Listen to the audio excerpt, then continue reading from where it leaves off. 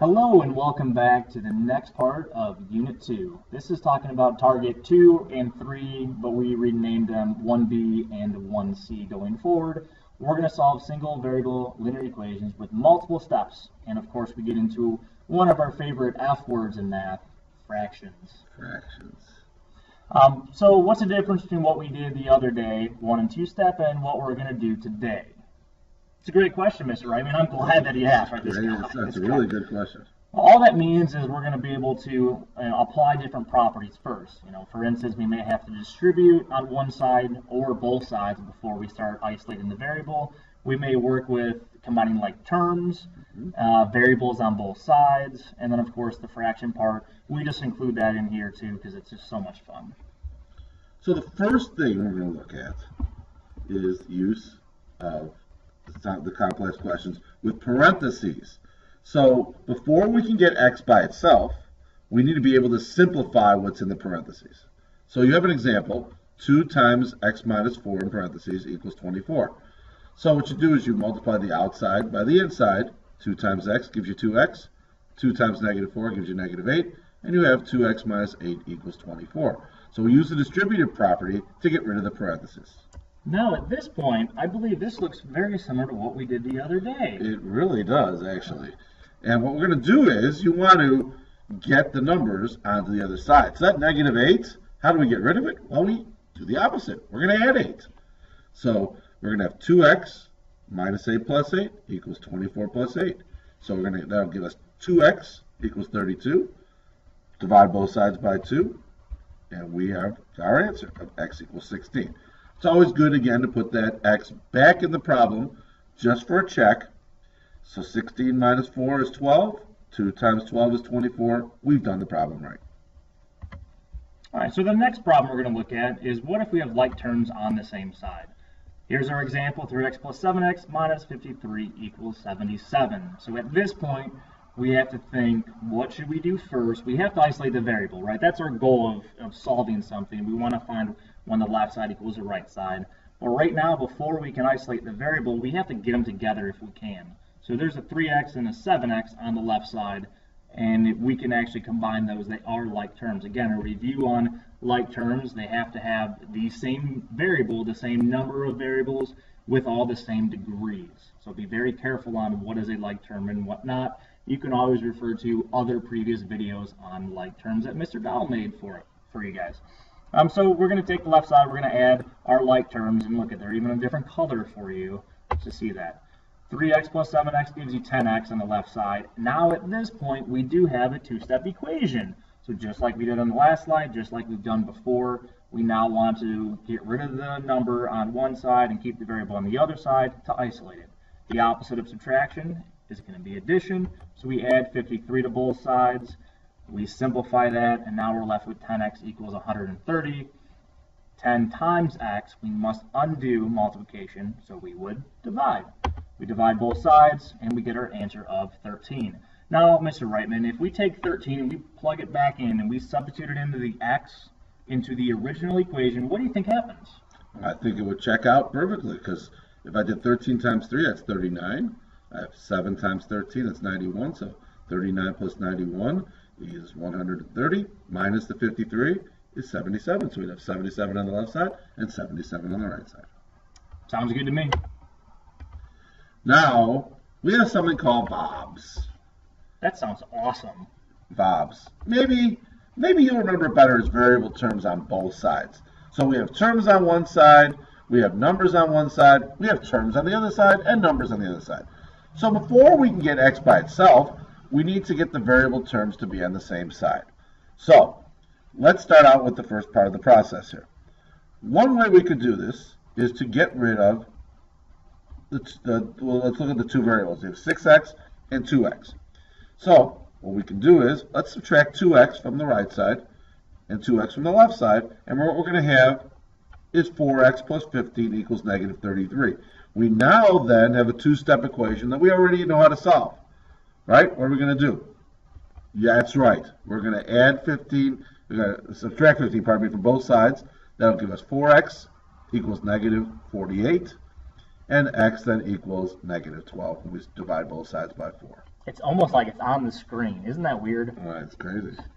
Now, you're probably wondering, and if you're not, well, this is something interesting to think about is, well, do I have to subtract 2x on both sides? Or what if I wanted to subtract 6x on both sides? That is absolutely okay, and you can do that. By doing that, you get negative 4x on the right side, but because now the x is on the right side, you would need to take 33 and move it to the left side. It's going to work out the same. Your answer is going to be negative 12 equals x instead of x equals negative 12.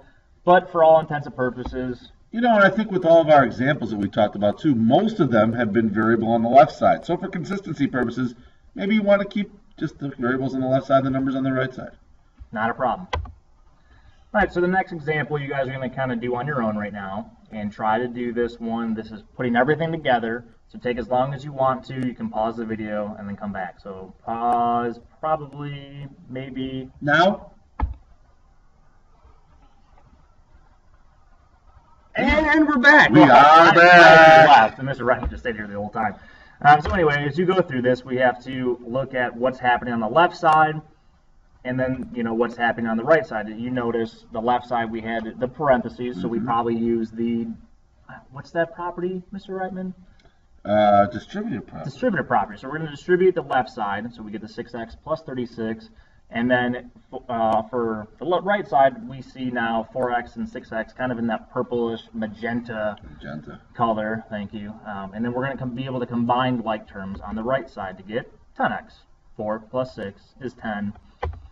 And then after this, we have now the VOBS type of a question where we have variables on both sides. So in this example, the one that you're actually going to look through is moving the variable to the right side.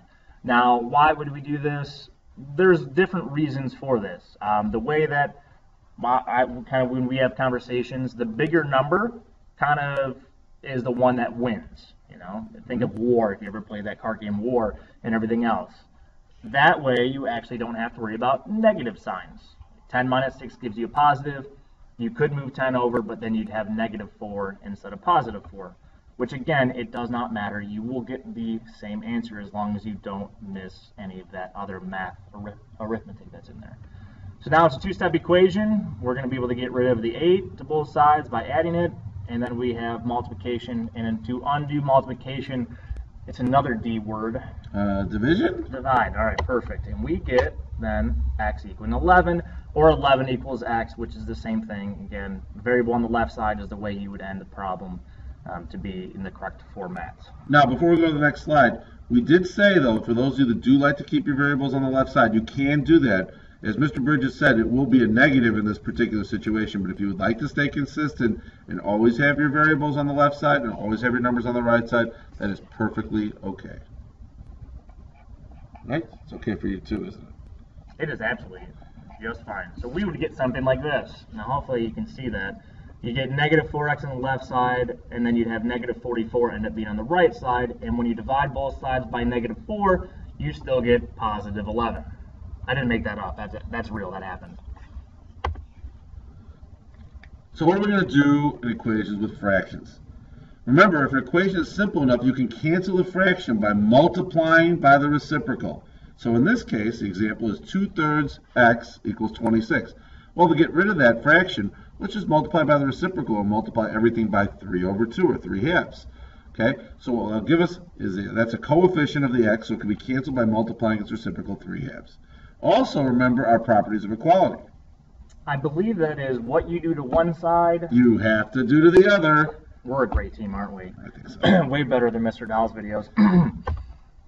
So by doing that, we would have x times, it would equal 26 times 3 over 2. In this case, that would be 78/2 or 39.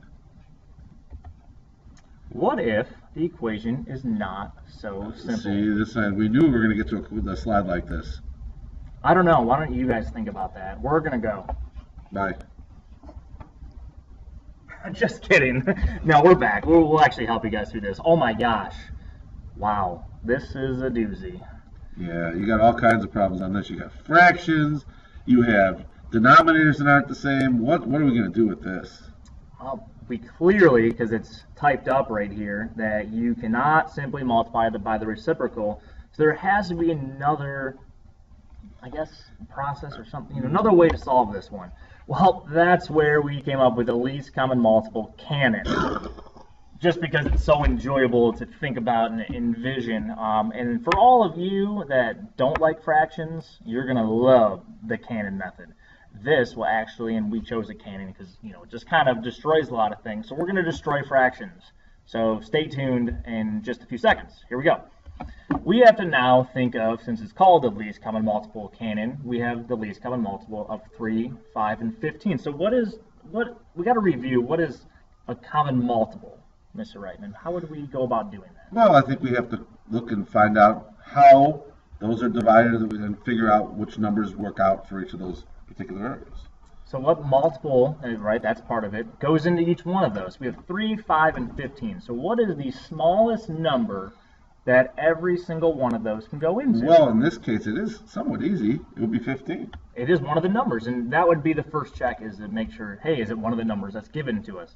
The more numbers you have in the denominator, the longer it might take you to find that, and that is fine. Maybe if you don't know what a common multiple is, that might be a good time to pause the video and then look it up. I mean, there are examples of finding the least common multiple everywhere on the internet.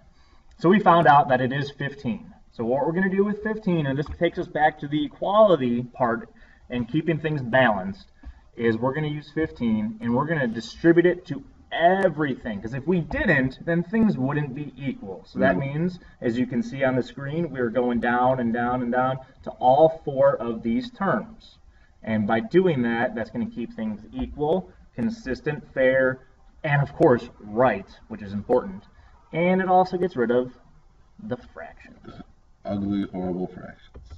So once you do that, you can multiply again. 15 is really 15 over 1, so you can multiply 2 times 15 and divide it by 3 to get the 10x. Negative 8 times 15 gives you the negative 20. 2 times 15 is 30, divided by 5 is 6. And you can do the same thing for the 7. 95 divided by 15 is 7. Look at this now. It turns into what we just kind of did a couple slides on.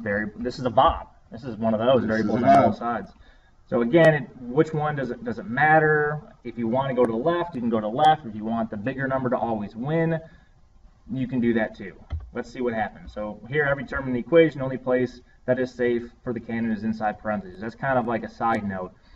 If numbers are inside the parentheses, you can't distribute to those things. Just distribute to the number out front, because think about it. The number out front, whatever that is going to be distributed in there anyway. So if you change that one, you don't need to worry about changing what's inside of the parentheses. That's a very important point. And you can see it's important because there's 3 asterisks by it on both sides. So now, this would be a great time to solve some equations. So you work on these 2 and pause the video right now. Hey, we're back. Wow, that was really short or long or whatever. Yeah. Something. How'd you guys do on these? I see decimals and fractions. Again, you see the or in there. I'm okay with improper fractions. We just don't want to see mixed numbers, and that may be something you can always communicate with whoever your teacher is. But for us, mixed numbers are a no-no. That was what you used to do.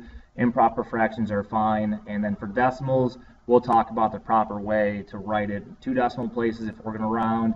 Try to be exact as possible, which is why we prefer fractions. Was the second problem any less messy? No, not any less messy.